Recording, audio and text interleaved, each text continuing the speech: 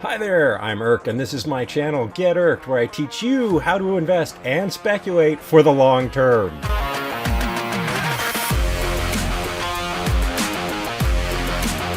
So this series, Speculating In, will look at different kinds of speculative investments that I'm using right now and where I think they might go from here. So what's the major difference between investing and speculating? It can be personal to each individual trader or investor, but for me, my speculative portfolio is where I experiment with different techniques and strategies that I'd like to see work, and also where I buy positions that I wouldn't hold for the long term. Although that being said, many of the positions in my speculation and play portfolio have been there for years. The most important thing for any investor to think about when it comes to speculating is limiting risk. Since my focus is long-term investing, I keep my speculation and play portfolio pretty small. If you look at this pie chart that I've created that's a breakdown of my entire portfolio, you can see that my speculation and play is only 1.99% of my entire portfolio. As a comparison, the investments in play portfolio is the biggest part of my overall portfolio at 34.17%. This means that my entire speculation and play portfolio is less than a third of a single target allocation in my investments in play portfolio. I want to make sure that anything I do in my speculation and play portfolio doesn't affect my long-term investment goals. In fact, any speculative portfolio needs to be created with the idea that you could lose all of the money in that portfolio, and you need to be okay with that, and it needs to fit your financial plan. For this first video, I wanted to look at Las Vegas Sands, ticker symbol LVS. Las Vegas Sands is one of an elite group of companies that focus on casinos and gambling, and thanks to the pandemic, the entire sector has come on hard times. Naturally, many people don't want to go into a crowded space where they're surrounded by a lot of other people and everybody's excited and screaming and yelling while they're playing the games. However, this week some news came out that specifically targeted the gambling sector, so I wanted to create a video that looked at where I started this, my newest position in speculation and play, my plays so far, and how I see this position going in the future. Let's take a look at Las Vegas Sands chart. Here you can see that Las Vegas Sands bottomed during the pandemic sell-off in March of 2020,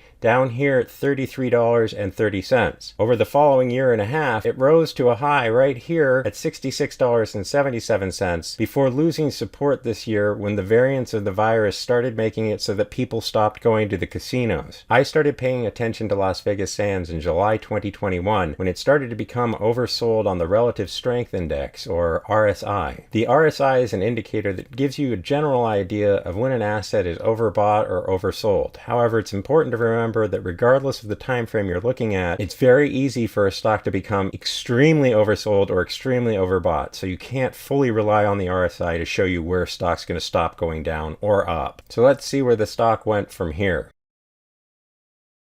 After Las Vegas fell through $40 and bounced, I decided that I wanted to start a speculative position. So on August 12th, I made my first buy at $40.50. That of course gives me a per share cost of $40.50, and it closed at $40.79 that same day. Just 5 days later, Las Vegas Sands broke down even more, leading to my second buy on August 17th at $38.82, which lowered my per share cost to $39.66, a decrease of 2.07%, and left me with a profit of loss of negative 2.57% when the stock closed the day at $38.64. Just 2 days later, Las Vegas Sands broke down even further, leading to my third buy at $36.64 on August 19th. This lowered my per share cost to $38.65, a decrease of 2.55%, and gave me a loss of negative 4.86% at this point. Las Vegas Sands actually bounced from here, making it over $40, where I decided when it started to seem like it was consolidating, it was time for me to take some profits. So on September 2nd, I made my first sell at $44.14, which lowered my per share cost to $35.91, a decrease of 7.09%, and I had a profit of 22.56%. However, this week, news broke that China was going to start cracking down on Macau. Macau is the city where casinos like Las Vegas Sands and Wynn Resorts have their Chinese locations, and they generate a ton of income from Macau. Naturally, this was not good news for a casino sector that was already under pressure, and so Las Vegas Sands has broken down even further. You can see that when the news broke, we got a big gap in the price performance, and we ended up bottoming below the last bottom here at $36.15. I think this news is so bad on the short term that we might not see the pandemic low hold. So rather than buying at $33.30 or around there, which was the pandemic low, I'm going to wait and see if $30 offers any support. When you look at the charts in the long term, you might think that we have a lot of support down here because it's usually up in the 50s or 60s. However, when we switch to the weekly view, you'll see that here in the Great Financial Crisis in 2008, Las Vegas Sands was as low as $1.38, which means we need to take all possible levels into account. As my longtime viewers will know, the way that I like to do this is using Fibonacci retracement. So we're going to switch to the monthly view. We're going to draw a Fibonacci retracement from the bottom of the financial crisis to its high afterward. You do this in TradingView by hitting Alt F, and then you start at the bottom of a move,